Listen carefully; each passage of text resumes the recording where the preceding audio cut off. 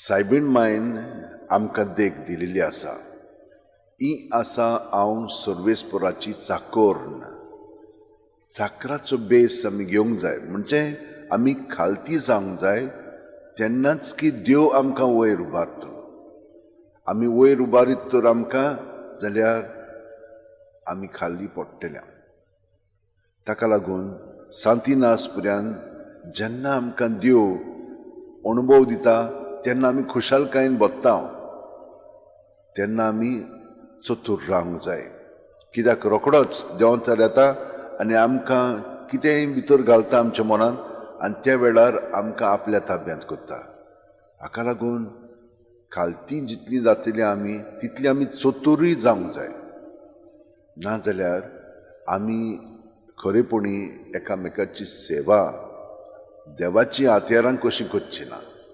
आमकां जाय पळय तशें करतले. हांव पयले वाचपान आमी पळयता कशे भशेन खालतीकायेक लागून एजेकियेलाक दर्शन घडटा देवाचें, आनी देवाचें दर्शन घडलें म्हणटच तो कितें जाता, खालती जाता. तो सरपुटून देवा फुडें नमस्कार करता. आनी आमी पळयता हे फारिझेव आनी सादुकी आसात ते कशे भशेन आपणाक मान जाय म्हणून सगळें करतात आनी जेजून तांकां नाकारलेलें आसा. अशें सारकें न्ही. मनोभव वो सारको न्हय.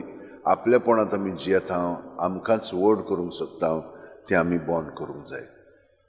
बेर्नार्ड 20 वर्सांचो आसतना देवान ताका आपोवणें दिलें. व्हडल्या घराण्यांतलो तो आपल्या पायक विधवा जाल्लो पाय, अंकलाक, 4 आपल्या भावांक आनी हेरांक 30 जाणांक घेवन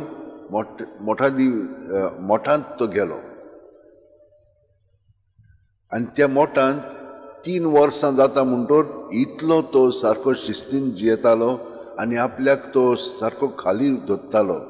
आनी हे परी देवान ताका खरेपणी गूण दिल्ले, हुशारकाय दिल्ली, तातूंत तो रोखडोच वाडलो आनी ताका मोठाचो एक अधिकारी केलो. ताका एका मोठांत घातलो. क्लेवो म्हणटा पळय, क्लेवो म्हणजे एक हातून उजवाड फांगता पळय तो एका जाग्यार.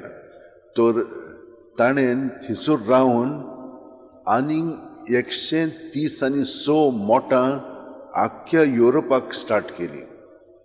इतलो तो म्हणून हुशार आसलेलो आनी खालती आसलेलो की देवान ताचे सगळें इतली मोठां स्टार्ट केली. आनी ते आपले जिवीत सगळें देवाच्या एकवटान खालतीकायेन सादताले.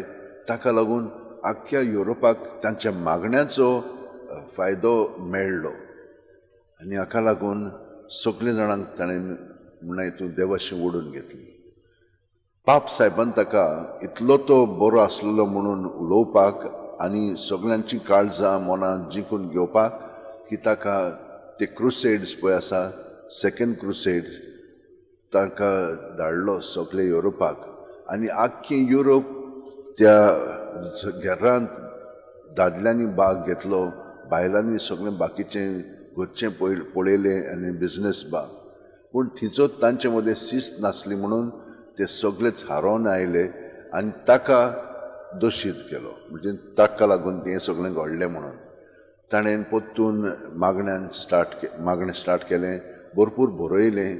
आनी हे परी सायबीण मांयक ताणें खूब मान दिलो आनी म्हणूंक लागलो की खरेपणी ती एक देखीवंत आवय सगळ्यांची. आनी तो हे भाशेन आपलें जिवीत सारून ताका दोतोर केलेलो आसा इगर्ज मातयेचो. कित्याक खालतीकायेन ताणें सगळें देवाचें राज फुडें व्हरपाक ताणें प्रयत्न केले आनी देवान ताचे सगळो वावर केलो. तर आमी तेच भाशेन देवान विंचलेलीं आमकांय देव खूब बरेपण फाव करता. आमचें सगळें जिवीत आसा तितलेंय आमी खालतीकायेन एका नोकराच्या बेसांत आमी सारया आनी देव खरो आमचो धनी म्हणून ताका मानून घेवया. सगळीं जाणां आमचे हात अशें उठेन दवरया, दोळे बंद करया आनी प्रत्येक सुस्कारांत जेजू आमचे कुडींत मनांत आत्म्यांत भरोन येता ताका आमी हाजीर जावया. इतलो लागशिल्ल्यान तो आमचे सोबे आसा. आमची कूड आनी मन ताचे सोबे चलोवंक आमच्यान जाता, जरी तर आमी खालतिकायेन ताका वयलो स्थान दितले हांव जाल्यार.